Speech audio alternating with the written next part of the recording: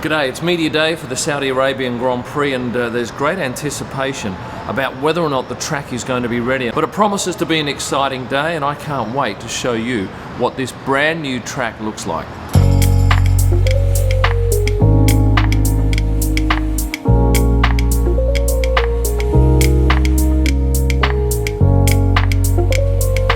The question everybody is asking here and around the world is the jitter track ready? Michael Massey said it is. He was doing his track walk yesterday morning when I saw him.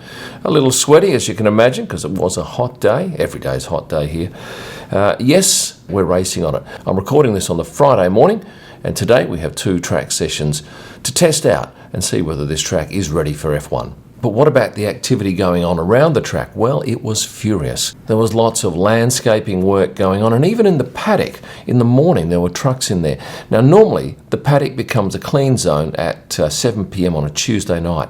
Well, there was so much work to be done in the paddock that they had to extend that to Wednesday night, 7 p.m., and then until Thursday. So in the paddock yesterday, we were seeing people that you would never see in the paddock without the normal passes because the work just had to be done. And if you take a look at this building, which is at the pit exit and sticks out over the track by a little bit, that's where the royal family will be watching the race from. Now that had originally been intended to be 2 stories. Instead, it's had to go with 1 story and they'll add the 2nd story later, obviously in time for the next race, which is in March of 2022. Remember, the organiser has built this track in 8 months. Now that's a world record, and when you look at this time lapse you'll see there's a fair bit going on. And yes, they've had plenty of problems, and I can tell you that the Alpine team had an interesting one during the week. They had a leak coming through their roof from the paddock club upstairs. Turned out to be a toilet, and originally they were told that it was just clean water, but in fact the toilet paper that came down afterwards suggested that wasn't the case. And there was also another leak in another garage. Thankfully it wasn't over expensive equipment and it was cleaned up, although one of the team members told me it wasn't that pleasant a smell. The paddock at night looks sensational. All the lighting in the individual team hospitality suites out on the patio makes a really nice glow. Out in pit lane, and I think lots of people that saw my post yesterday love the fact that all of the drivers' names above the garages were in English and in the local script. Let's talk about some of the things I saw yesterday. I did the track walk with Lando Norris. He came in, by the way, in a Marcello Berlin shirt, which a lot of people liked. And then I managed to catch a glimpse at one stage of the McLaren driver's new belt. Fluoro yellow, more Lewis style perhaps than Lando. And I'll give you a quick rundown of how the actual circuit is laid out. Our media centre is probably 300 metres from the paddock entry, so it's a fair hike, and that's where the press conference room is situated. Now, it was originally planned that the drivers would take a boat from the paddock to the media centre, unless they were late, in which case they'd get a golf buggy or a car. But in the end, it turned out I think Sergio Perez was the only driver who took the boat. And when I say the media centre, it's actually an island full of media facilities. So we're in this particular photo tent, but journalists are in another one. There's great food at the media canteen. We've been well catered for, and yesterday we all got given a little gift, which is this box here.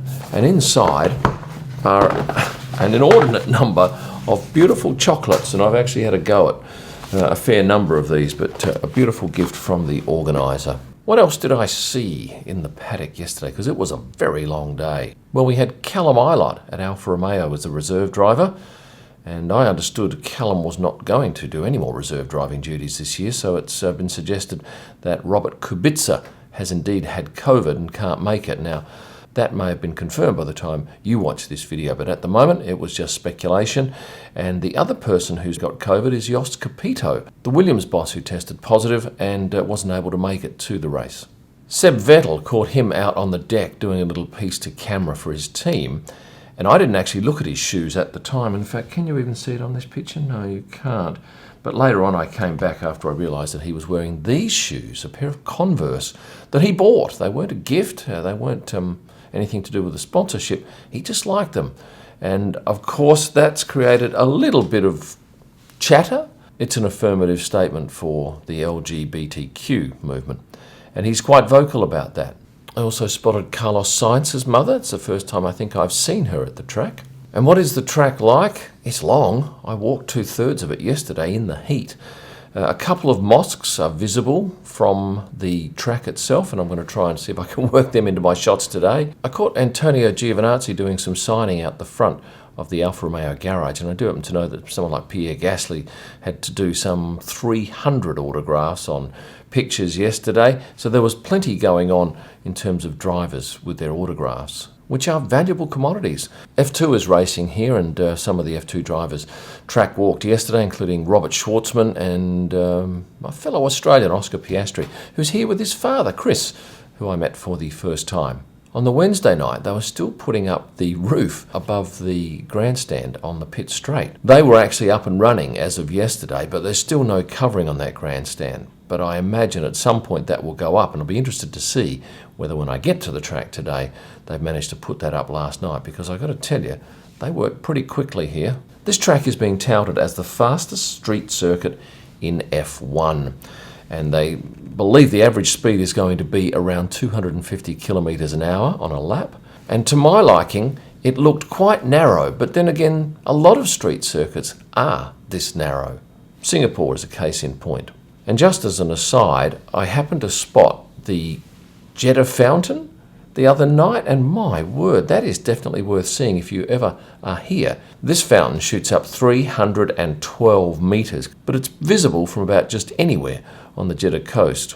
The event sponsor for this race is Aramco, and my gosh, they are spending some money on Formula One. Look at this huge building here with their signage on all four sides.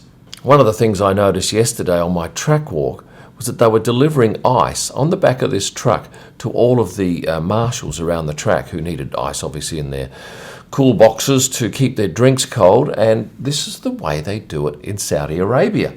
George Russell arrived late at the track.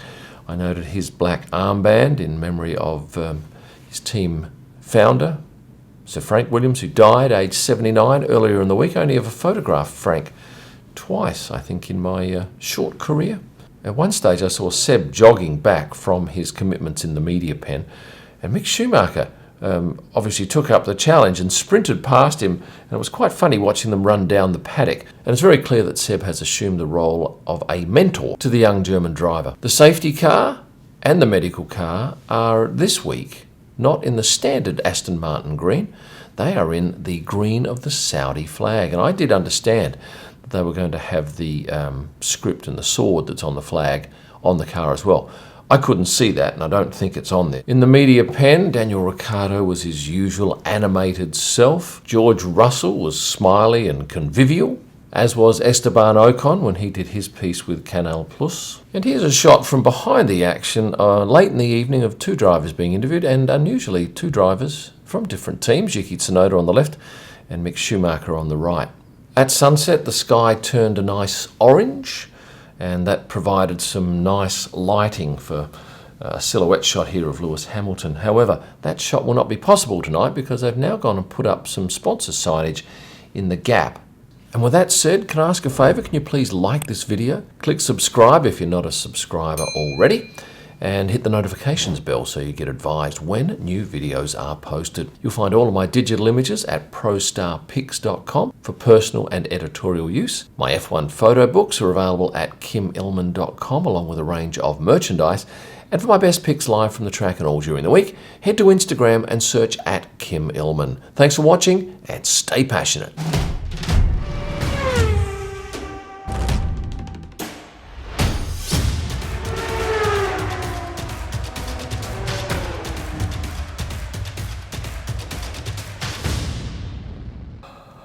Oh.